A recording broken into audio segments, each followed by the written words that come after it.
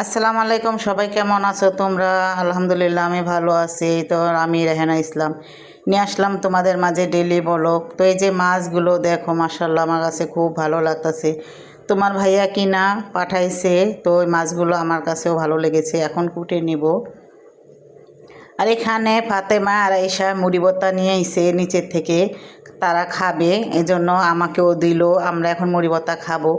তো এই যে এখানে ফাতেমা আর আয়েশায় দুজনে খাইতেছে মুড়ি ভর্তাগুলো। তো বন্ধুরা, আমার ভিডিওটাই যারা যারা দেখতেছো লাইক কমেন্ট শেয়ার করতে ভুলো না, প্লিজ প্লিজ। তো এখানে আমি মাছের আঁশটাগুলো সুন্দর করে ফেলে নেব। মাছের আঁশটাগুলো পরিষ্কার করে উঠায় নেব চামিচ দিয়ে, তারপর কুটে নেব। আর আমার ভিডিওতে যারা যারা লাইক কমেন্ট শেয়ার করে দিয়েছো আপুরা, ভাইয়ারা, দিদি ভাইয়ারা, তোমাদের সবাইকে অসংখ্য ভালোবাসা আর দোয়া রইল। তো মাছের আঁশটাগুলো খুব লাইগা নিছে, আমি অনেক কষ্ট করে উঠাইতেছি। একটুখানি শুকায় গেলে লেগা জায়গা, পানি দিয়ে থই নাই, একটু পানি দিয়ে থুইলে হইতো। তো এই যে এখানে দেখো, এখন আমি মাছগুলো কেটে নেব। আর কাটতে কাটতে দেখো, আমি মাছের ফইটটাই ফালাইতে ভুলে গেছি, যে ফইটটা ফালাই মাথাটা কাটবো না সেটা করতেই ভুলে গেছি।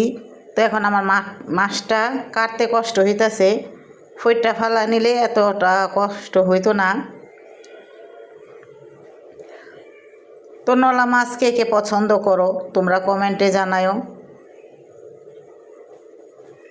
আর আমার ভিডিওটি নতুন আপুরা, ভাইয়ারা, দিদি ভাইয়ারা, দূর থেকে বা কাছে থেকে যারা দেখতেছো, তোমরা প্লিজ লাইক কমেন্ট শেয়ার করতে ভুলো না প্লিজ। তোমাদের একটি লাইক আমার জন্য অনেক কিছু, অনেক দূরে এগিয়ে নিয়ে যাবে। আর কমেন্টও করবে একটা সুন্দর করে, আর বেশি বেশি করে শেয়ার করে দেবে আত্মীয় স্বজন, পাড়াপড়শি সবার কাছে, বন্ধুবান্ধব। আর আমার যদি ভিডিওটি ভালো লেগে থাকে তাহলে তোমরা আমার ভিডিওর পাশে থেকে যেতে পারো। তো এই যে এখানে আমি মাছগুলো সুন্দর করে পিস করে নিচ্ছি, এক এক করে আমি সব মাছগুলো এভাবে পিস করে নিব কেটে।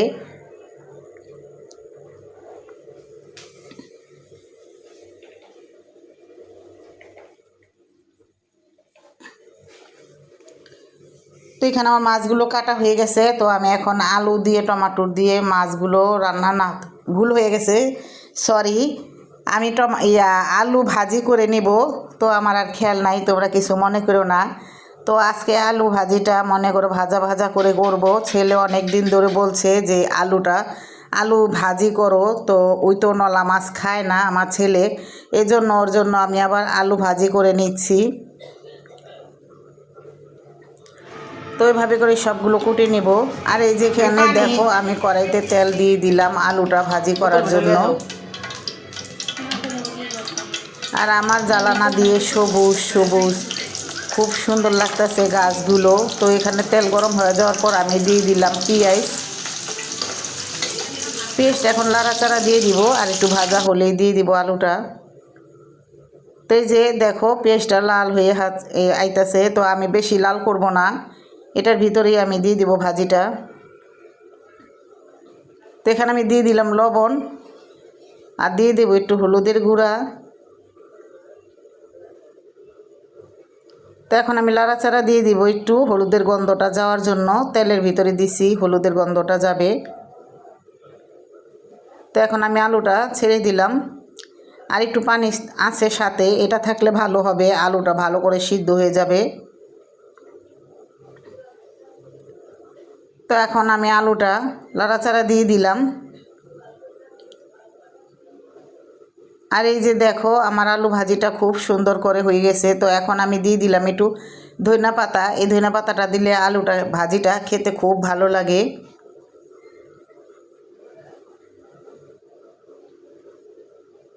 তোমরা কে কে পছন্দ করো আলু ভাজি কমেন্টে জানাও। তো এখানে আমার আলু ভাজিটা হয়ে গেছে, এখন তোমাদের পরিবেশন করে দেখাবো কতটা সুন্দর হয়েছে। দেখো মাশাআল্লাহ।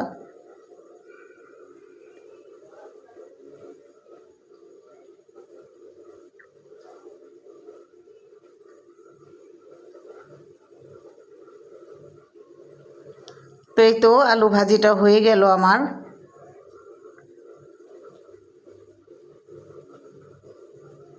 সুন্দর করে বেড়ে গুছিয়ে নিলাম, কাছ থেকে তোমাদের একটু দেখিয়ে দিলাম যে কীরকম হয়েছে।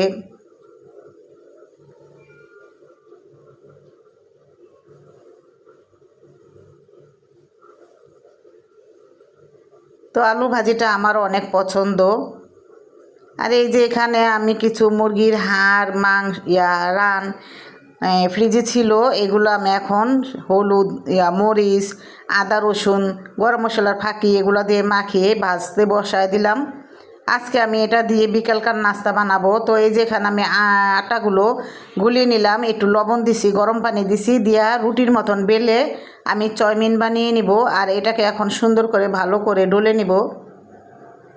তো এই যে আমার হাড়গুলো মানে মুরগির হাড়গুলো ভাজা হয়ে গেল। তো এটা আমি নামিয়ে রেখে দিব, লাল লাল করে ভেজে নামিয়ে রাখবো। তো লাল হয়ে গেছে, আর বেশি লাল করব না, বেশি লাল করলে কালো হয়ে যাবে গা। তো এই যে দেখুন আমার এখন এই যে আটার গোলাটা হয়ে গেছে। তো আমি এখন এটা রুটির মতন ভালো করে বেলে নিব বড় করে। তো আমি এখন ভালো করে রুটির মতন বেলে নিতেছি। চাউমিন বানাইতে গেলে একটা পাতলাও করা যাবে না, আর মোটাও রাখা যাবে না। পাতলা করলে ভেঙে যাব, আর মোটা করলে একটু সমস্যা নাই। তো আমি বড় করে চাউমিনটা বানিয়ে নিব, রুটিটা বানায়া।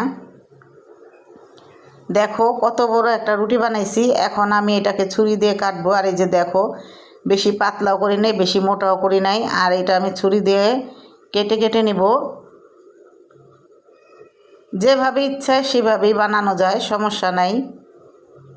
তো এই যে আমি এখন এক এক এক এক করে উঠাবো, উঠায় আমি বলে রাখবো। তো এই যেখানে আমি বলে রাখবো, আর এটার সাথে একটু আটা দিয়ে দিব। গুঁড়া আটা দিলে এটা একটার সাথে আর একটা লাগবে না। আর বেশি হইলে তো তোমরা একসাথে রাখবা না, তাহলে লেগে যাবে। একটু এই ফাঁকা ফাঁকা করে আর আলাদা আলাদা প্লেটে বা আলাদা আলাদা বলে রাখবা। তো এইভাবে এই যে আটাটা দিয়া একটু ঝাঁকি দিয়ে দিবা, তাহলে ঝরঝরা থাকবো। এদিকে আমি একটু গরম পানি বসায় দিছি, দিয়ে দিলাম একটু লবণ, আর দিয়ে দিব সাথে একটু তেল। এটা দিলে কি হয়, চাউমিনটা আটাটা একসাথে লাগবে না, ঝরঝরা থাকবে। তো এই তো পানিটা আমার গরম হয়েছে, আমি দিয়ে দিলাম চাউমিন। আর তোমরা কেউ স্টিলের খুরচুন দিয়ে লাড়া দিবে না যদি রান্না করো, তাহলে এটা সব কেটে যায়। কাঠের খুরচুন দিয়ে লাড়া দিতে হয়। তো এই যে এখানে দেখো হয়ে গেছে, খুব সুন্দর করে সিদ্ধ হয়ে গেছে। বেশি সিদ্ধ করে না, হালকা একটা ভাপ দিতে হয়, লুডুর যেভাবে রান্না করি। তো এই তো দেখো ঝরঝরা হয়েছে। আর স্টিলের খুরচুন দিয়ে লাড়া দেওয়ানে কাইটা গেছে গা। তো এখানে আমি 2টা ডিম সুন্দর করে ভেজে নিচ্ছি চাউমিনে দেওয়ার জন্য। এটা মরিচের গুঁড়া, লবণ, ম্যাগি মশলা, সস। আর এই যেখানে আছে টমাটোর, পেঁয়াজ, ধনেপাতা, কাঁচামরিচ। তো আমার চাউমিনটা রান্না করা হয়ে গেছে। কেমন হয়েছে কমেন্টে জানাইবা। তো আমি আজকে ভিডিওটা এই পর্যন্তই রাখবো। নতুন ভিডিও দেখার জন্য তোমাদেরকে আমন্ত্রণ জানাই। তো কেমন হয়েছে কমেন্টে জানাও।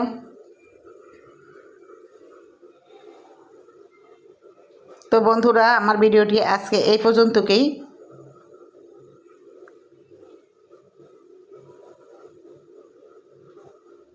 চাউমিন বাড়তে বাড়তে তোমাদের দেখায়া আমি বিদায় নিব এখান থেকেই। তো এই তো আমি 2 পিস রান দিয়ে দিলাম চাউমিনের উপরে। খেতে খুব মজা হয়েছে, চাউমিনটা ভালো লেগেছে। তো আমার ভিডিওটি আজকে এই পর্যন্তই। সবাই ভালো থাকবা, সুস্থ থাকবা, সবার জন্য সবাই দোয়া করবা, আর সবার জন্য সবাই এগিয়ে যাবা। আমরা সবার ভিডিও দেখব, সবার পাশে থাকবো ইনশাল্লাহ।